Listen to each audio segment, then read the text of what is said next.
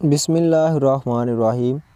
تو دوستو، آج کا جو ہمارا موضوع ہے وہ ہے سودا کی جو تصانیف ہیں، اس حوالے سے آج ہم بات کریں گے۔ پہلے ہم نے اس کی حالات زندگی کے حوالے سے پڑھا، ہر ایک نے اپنی رائے پیش کی ہے کہ کب اور کہاں پیدا ہوئے، ٹھیک ہے، اس کے پیشے کے حوالے سے، اس کے خاندان کے حوالے سے ہر ایک نے اپنی اپنی رائے پیش کی ہے۔ تو سودا کی جو تصانیف ہے آج ہم اس پہ گفتگو کریں گے۔ تو سب سے پہلے ہے جی اردو غزلیات کا ایک دیوان، جس میں متفرق اشعار اور مطلع شامل ہیں۔ تو ٹھیک ہے، وہ ایک دیوان جو ہے وہ سامنے آتا ہے۔ اور نمبر 2 پہ ہے 40 سے زائد اردو قصیدے انہوں نے لکھے، اور نمبر 3 پہ ہے 20 سے زائد اردو مثنویاں جو ہے انہوں نے لکھی ہیں۔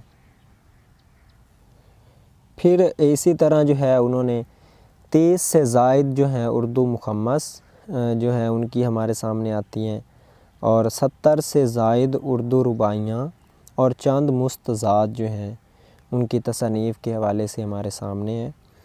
پھر نمبر 6 پہ ہیں 50 کے قریب جو ہیں وہ اردو قطعے جو ہیں وہ لکھے ہیں، اور نمبر 7 پہ ہے 2 ترجیع بند۔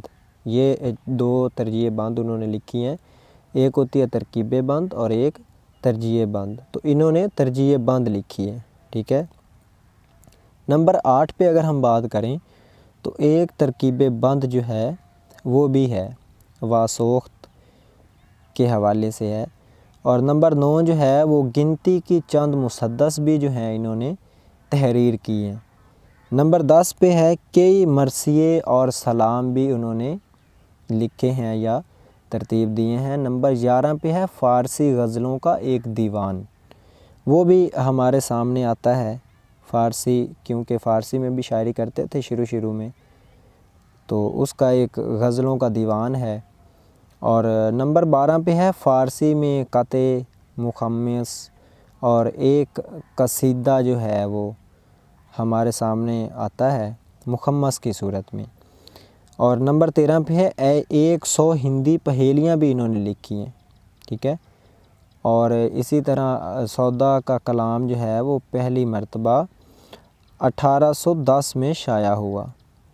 تو یہ کچھ ان کی تصانیف تھی جو منظر عام پر آئی ہیں، جن پر انہوں نے جو ہے لکھا ہے، تو کچھ چیزیں جو ہے آپ کے سامنے ہیں۔